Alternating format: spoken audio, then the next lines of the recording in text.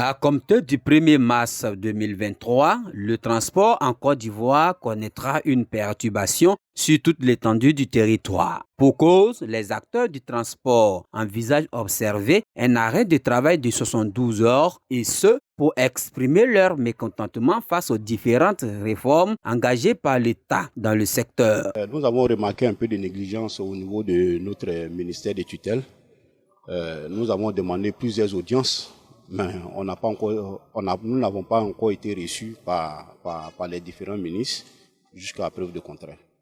Donc je crois qu'il fallait lancer un préavis de grève si nos préoccupations ne sont pas prises en compte. Nos différents tracasseries sur nos secteurs d'activité, ça nous fatigue.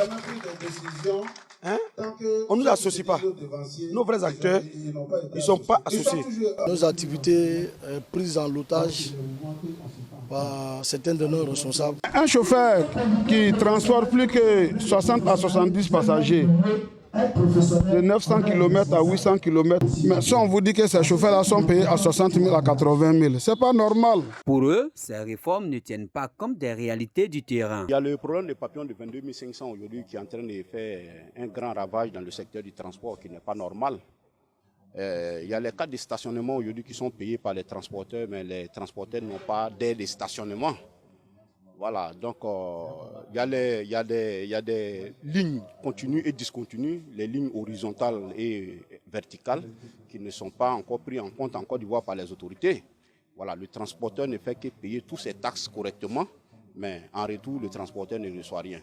Et le parc auto ivoirien aujourd'hui est vieux à 100%. Déjà, nous sommes dans un schéma de vidéo-verbalisation qu'ils ont mis. Mais je vous assure aujourd'hui, quand tu flashes là, tu as au moins une semaine avant de trouver ces messages. Nous avons critiqué ça. On dit non, il faut payer d'abord et puis tu vas les revendiquer. Vous voyez que ce n'est pas juste. Après ça, tout ce temps, on dit sur le 25. Nous sommes au 25 Audi. Si elle vient Audi, là-bas, venir payer mes contraventions, il peut payer 50 000. Le 25. Si elle vient le 2 mars, pour dire, viens voir encore si j'ai des contraventions à payer, on me dirait que non, le 14 tu dois. Ou bien le 19 tu dois. Quand tu dis, mais je suis venu payer le 25, on dit non, c'était un traitement. Donc vous voyez qu'il y a un problème. Le président de la République, son Excellence Alassane Ouattara, a mis tout à la disposition des transporteurs.